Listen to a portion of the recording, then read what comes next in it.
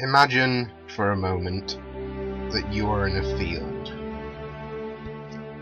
A large field, a few acres in size at least. Imagine that I took a single grain of dirt from that field and put it somewhere far removed from it. Would you think any less of it for this reason? Would you even notice or care? Would anyone? No, you wouldn't. Nobody would. Well, imagine, if you will, that humanity had never existed. In fact, not just humanity, but the entire planet, or possibly even the entire solar system. Well, compared to the entire known universe, never mind the unknown universe, that would be far less noticeable than the aforementioned field and grain of dirt. We are just a single planet, in a solar system with a total of 8, whose star is one of thousands in the galaxy, a galaxy which is 1 in billions. We are almost all but irrelevant to the state of affairs of the universe and whatever else may happen in it. If there is life outside Earth, which in terms of probability there most certainly is, then it is probably just as oblivious to us as we are to it. There are a plethora of ways that this planet, or at least most or all life led on, could be wiped out with ease. Comets, supervolcanoes, global warming, gamma ray bursts, the inevitable expansion of the sun, or indeed the predicted collision between our Milky Way galaxy and the Andromeda galaxy. Despite this, we are told repeatedly that the gods and deities of the world's major religious doctrines made all this for us. We are told that they care for us and have our best interests at heart, and that we are important. Particularly with the Abrahamic faiths, Judaism, Christianity and Islam, we are told this. That the all-knowing, all-powerful, all-loving Creator of all that we see and also what we don't see made it all for our sole benefit. And with Christians and Muslims, we are told that we will live on even after we die, and that this life is merely a test to see who is worthy of bliss or punishment.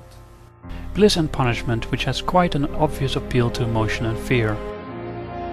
In response to those fundamentalists who believe all this quite literally, all I have to ask is, why?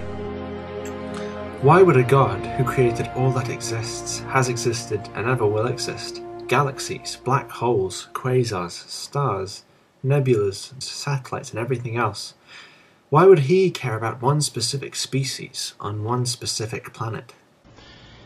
In fact, why not even humanity as a whole?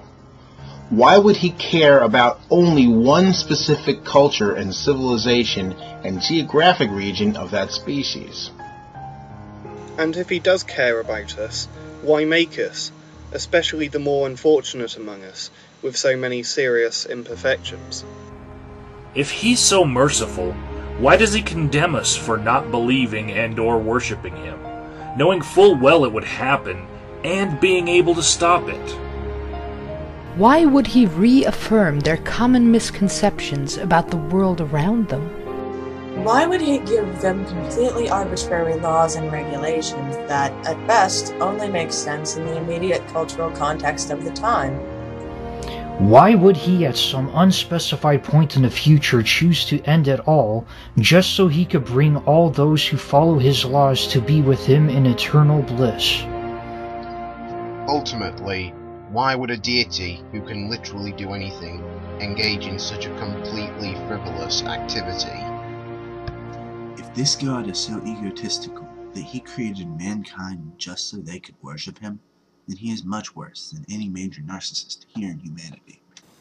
And if he is going to eternally torture those who disbelieve in him, then his cruelty surpasses that of any worldly dictator. It seems as though he's playing an infinitely more complicated version of Spore, a version where he already knows every detail on how to play it anyway. He is a God that conveniently chooses to speak through human beings. The imams, the pastors, the rabbis, the scholars, the priests, the ayatollahs, and not least of all, the prophets. Men whose worldly interests just happen to coincide with that of their deities, such as wanting to marry their adopted son's wife. And if you want to be considered righteous, you'll do what they say, or else suffer the consequences. You'll stop your children listening to rock music. You'll stop your wife dressing a certain way. You'll vote for the Republican Party. You will do whatever the self-appointed authority figures tell you, because they have the most powerful force in all of existence on their side. Indeed, yet again, in such a vast universe, why is this God so concerned with the greatly unimportant affairs of a species that has existed for but an equally minute fraction of the universe? It would be like caring about that one grain of dirt I mentioned earlier, only so much more pointless. However, I do understand that the actual reasons for our belief in these deities stem from our need to give some objective meaning to our existence. We used what we previously did not understand as an explanation of and evidence for this God's existence. If there is a deity out there in some form, then it is obvious that it either doesn't care or isn't all-powerful. In either case, its existence is irrelevant to our own. I say to imply that we need a deity to give our lives meaning is insulting our collective intelligence. Homo sapiens as a species will be around for but a blink of an eye so far as the universe is concerned, let alone a given individual. Stop trying to reduce the universe's complexity and vastness to make it easier to accept and harder to actually comprehend. Thank you all for listening and have a nice day.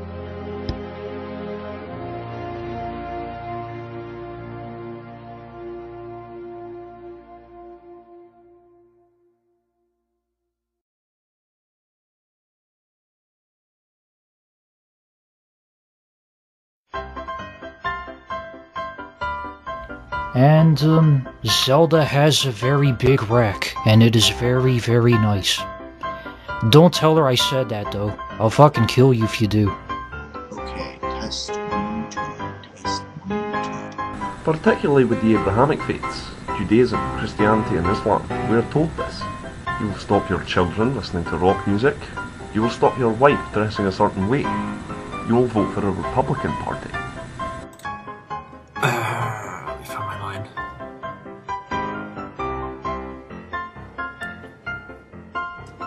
Should let the plane go over.